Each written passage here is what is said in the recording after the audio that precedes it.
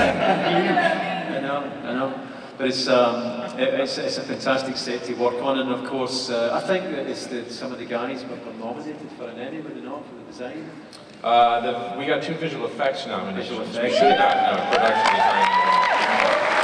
Which is great, and I think that David was saying, and Lynn was saying, I mean, the cast all got on extremely well, and it's a fantastic job to be involved in, a great gig. But what makes it so is what you're surrounded by in terms of the crew also. The crew are fantastic people, wonderful. They work incredibly hard. I mean, we get some days off now and again, you know. I mean, it can be tough for us if we've got a heavy episode, but we do get some days off. Some of these guys are in there for 11 months, trying to bring you the show, and they deserve a round of applause, I think.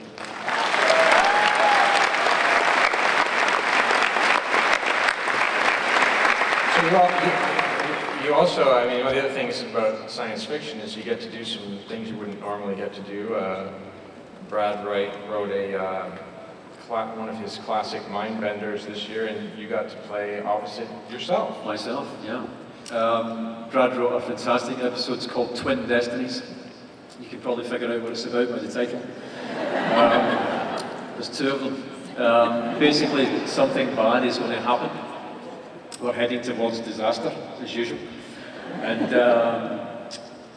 Rush is trying to tell them not to do this.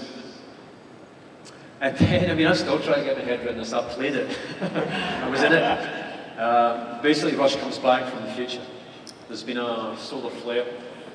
What is this jeopardy that's about to happen has actually happened.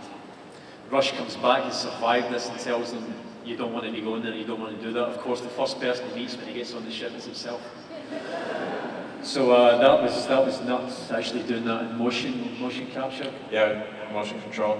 So basically you play the scene 3, 4 times or something like that. I think it's 3 or 4 times. You do it one side, then you do it the other, and then you film it with nothing there at all, which I still don't understand. Empty plates. That one's just to screw with you. Yes. Make him do it again. Yeah.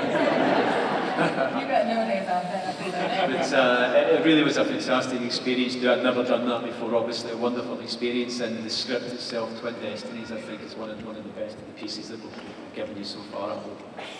So we have, I guess you guys would probably be pretty excited if you haven't already heard that we have Robert Picardo and David Hewlett coming back for an episode this year. And I just wanted to ask the panel, back in season 4 of Atlantis, episode Midway, we had Teal'c fight Ronan. And I think Eli is actually going to take on McKay. Who do you think's going to win that fight, David? Do I have to take my shirt off like Chris Judge would? No. One person clapped when I talked about taking my shirt off. One? Well, I'll give you a little hint, okay? McKay is mortally allergic to lemon. Yeah, I'm gonna go to Carl's office and steal all the ones. I'm stoked. I only recently found out about this, mostly when you just said it. But I love David. He was. Should I not say this? He was probably my favorite character on Atlantis. So just the idea to talk with him in the chairs is awesome, let alone in front of a camera, you know? And I think we're gonna have a mud fight between Woolsey and Ray too. So.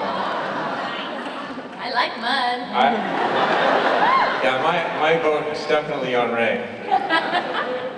Thank you. Although he's a hologram as well, so. Oh, really? Okay, so we're gonna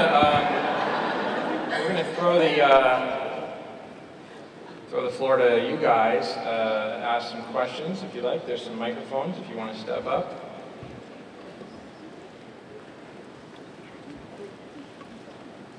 No?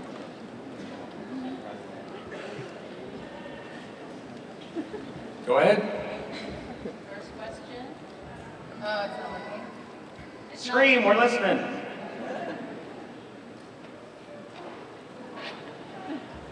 You want to borrow mine?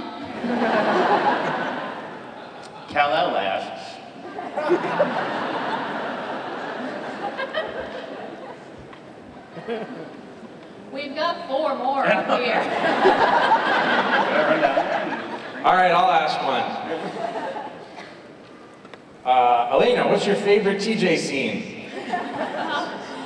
Oh, from season 1, I have the first half of season 2 is really great for TJ, and but seeing, as you guys have all seen season 1, it wasn't so much, I think, a TJ scene. I really love in Time when Eli is having a moment with Chloe, and TJ's.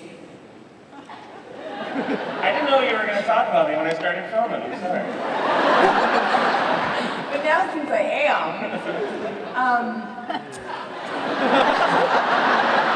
hi guys. I feel like I'm at work. Actually, at work we don't know where the cameras are. They're always somewhere hidden. It's kind of like this. There's like 5 cameras going on at someone once. has me, maybe. Anyways, I think it was sort of witnessing Eli's having to deal with the fact that what he's dealing with, and then going and telling him that, you know, Chloe's dead. I really liked that scene, and I thought I loved the way that you edited it, because it included me, even though it was such a private moment. And then TJ goes down and breaks down in the hallway as well.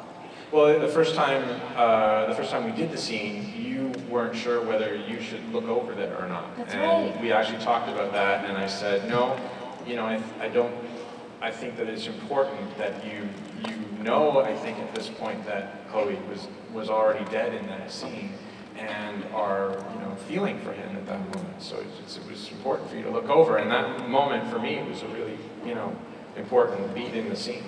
I think that was another one of those moments too, where I wasn't sure if the camera was including me or if I was just supposed to walk in when I was scripted to walk in. And so I love the fact that however that happened, it was great. It was a great direction point, because I think it added a layer to the scene.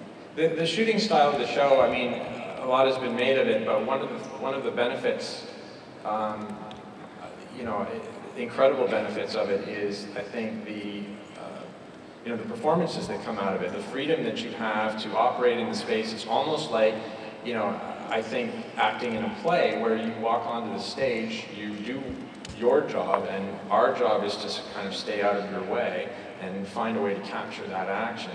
I think, you know, I'm speaking for you, but I think it gives you a tremendous amount of freedom as actors. I think especially in season 2, because we're so much more familiar with the characters and each other, that it is nice when a director who's worked on the show several times in the first season does allow us that opportunity to just do our own blocking and our own movements with the lines, and then, you know, rather than having a director come in and go, okay, I have this set up where you're going to walk here and you're going to walk, you know, it just feels so much more organic to work that way. Oh, and it shows. I think it lends to, sorry. Are we ready out there? Yes. My question is for Mr. Cooper. Will we ever be seeing the furlings this season or at all? What happened? I said this before. You just have to keep watching. We're going to see the furlings. Oh. How do you know you haven't already seen them? That's our first question. Okay. Hi, my question is for David. Eli is a gamer, and I wanted to know if you are a gamer in real life.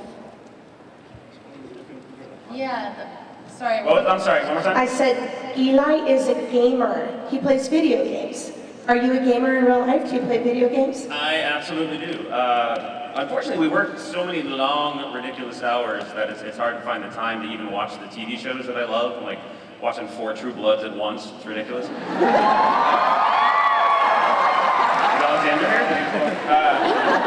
But I do have all the consoles. I have 360, PS3, Wii, PlayStation 1, Super Nintendo still. I really do. I'm about to jump in.